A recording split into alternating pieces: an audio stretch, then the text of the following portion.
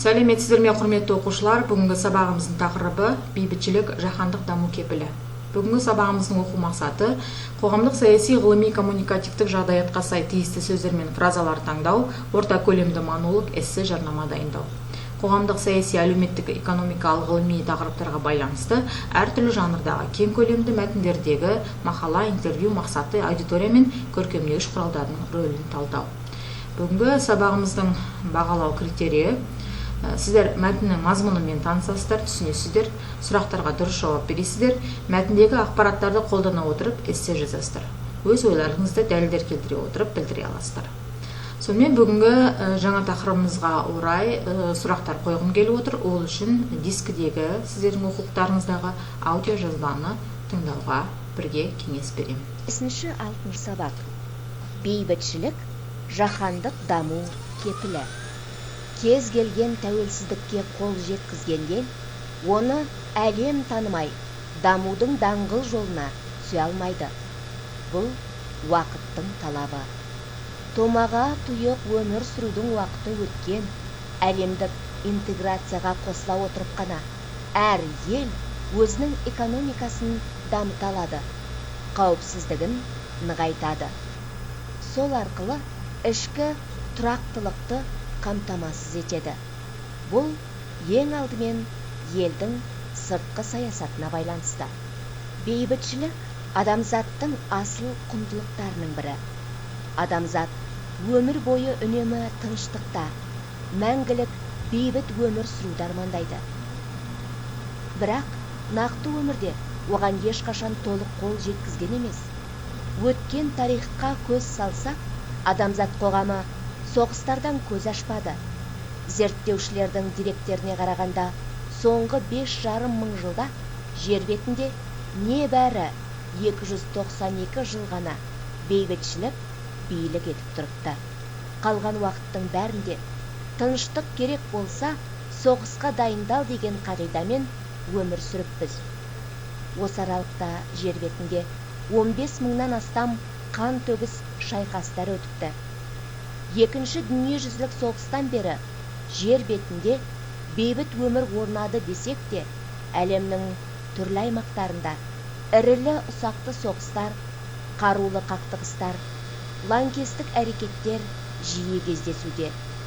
Батыстың бір ғалымның есептеуіне қарағанда, кейінгі 40 жылдың ішінде дүние жүзінде 250 соғыс болып, 354 миллион адам қаза тауыпты. Жақсы, енді осы мәтін бойынша сұрақтарға жауап берейік. Сонымен бейбітшіл, бейбіт әлем, бейбіт өмір деген тіркестердің мәні неде? Балалар, бейбітшілік деген сөз, ол бейбіт өмір сүру деген сөз. Яғни бейбіт өмірді адамзат өмір бойы армандап келген деді жаңа мәтінде. Және де соған қарамастан біз бейбіт әлемде өмір сүруіміз қажет деп айтылғанымен де көптеген ғасырлар бойы адамдар бейбіт өмірге деген соғыстарды бастап келген екен. Сонымен бейбітшілік символдары деген не? Сіздер қалай ойлайсыздар? Символ деген нәрсе ол бір астарлы сөз сияқты. Яғни бейбітшілік деген сөздің символдары ол азаттық, тыныш өмір сүру, және де соғыс болмау деген сөздермен байланысты болса керек. Мәтінді тыңдап көріп, өздеріңіздің нұсқаларыңызды жазыңыздар.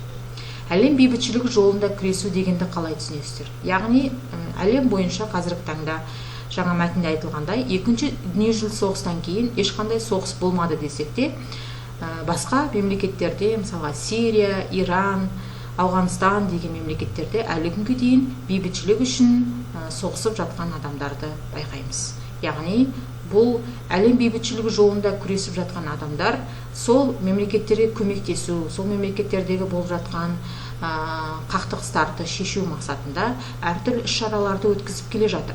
Оған әрине көптеген ұйымдар және де мемлекеттер атсалысуда. Осы сұрақтарға өздеріңіз жауап іздеп, маған жауап беруді ұмытпаңыздар. Сонымен қатар осы тақырып бойынша сіздерге суреттер көрсеткім келіп отыр.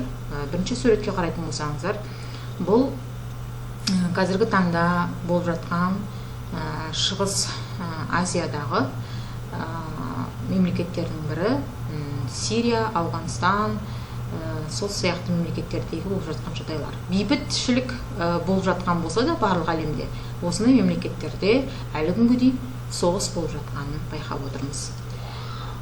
Мына суретке қарап отырсаңыздар, бұл жерде дәл сол жаңа аталған мемлекеттердегі болып жатқан оқиғалар діни экстремизм, теракті деген сөздерді осы мемлекеттерде болып жатқан жағдайлармен байланыстыруға болады. Яғни халықтың адасуымен, белгілі бір ұйымдардың адасуы арқылы көптеген халықтар жапа шегуде. Яғни бейбіт өмірде қолдарына қару ұстап, қақтығыс жасап жүрген осындай мемлекеттерде байқаған болсаңыздар керек. Енді мына жердегі жаңағы суретке қарайтын болсаңыз, картаға қазіргі таңда болып жатқан мемлекеттердегі әлем бойынша мемлекеттердегі соғыс оқиғалары. Қарап отырсаңыздар, Ауғанстан, Пакистанда әлі күнге дейін осындай діни мақсатта болсын, немесе басқа да бір ұйымдардың мақсатында болсын, осындай соғыс болып жатқанын көріп отырмыз. Ирак, Йемен, Сомалия, Судан, Нигерия, Африка мемлекеттерінде де осындай да соғыс болып жатқанын байқап отырмыз.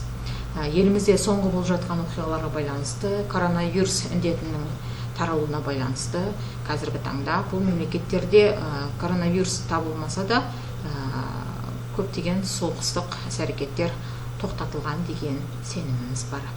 Енді сіздердің оқулықтарыңызда 5-ші тапсырма қарайтын болсаңыздар, Біріккен ұлттар ұйымы туралы мәтін берілген. Мәтінді өздеріңіз оқып шығып, сол бойынша тапсырма орындайтын боласыздар. Бірінші тапсырмаңыз 135-ші метіндегі 5-ші тапсырманы, яғни мәтінді оқып, құрмалас сөйлемдері түріне қарай ажыратып жазасыздар. Естеріңізде болса, алдыңғы сабақтарда біз құрмалас сөйлемнің салалас, сабақтас және аралас деген түрлері бар екенін атап өткен болатымыз, және де олардың жасалу жолдарына тоқталған болатымыз. Мәтіннен осындай салаласа байланысқан, сабақтаса және араласа байланысқан сөйлемдерді дәптерлеріңізге көшіріп, маған түсіріп жіберетін боласыздар.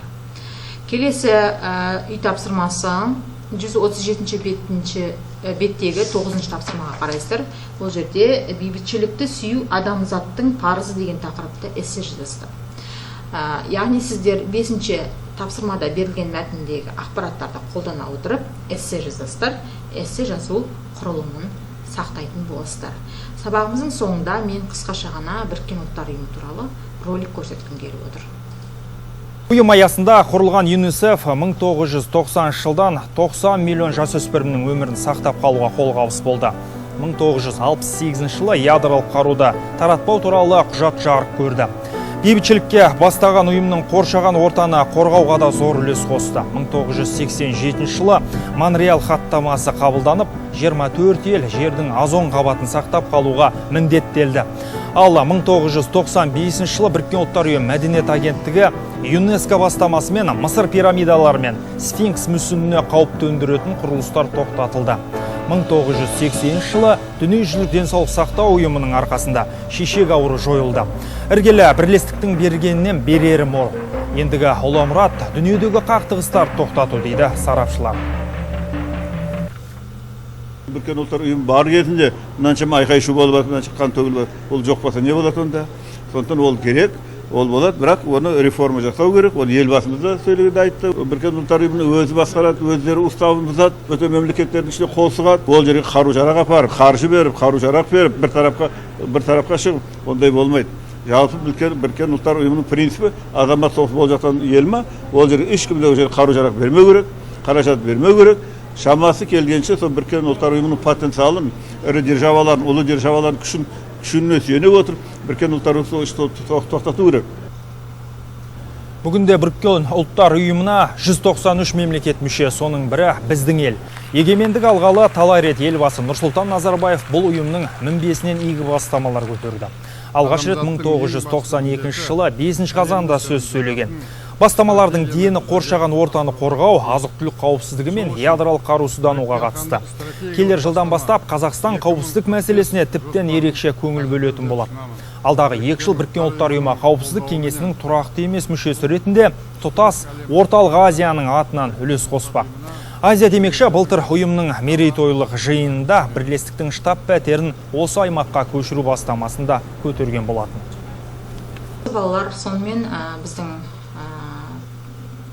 бүгінгі жаңа тақырыбымыз бойынша сабағымыз аяқталды. Үйге берілген тапсырмаларды орындап, маған Google Classroom арқылы жіберуді ұмытпаңыздар.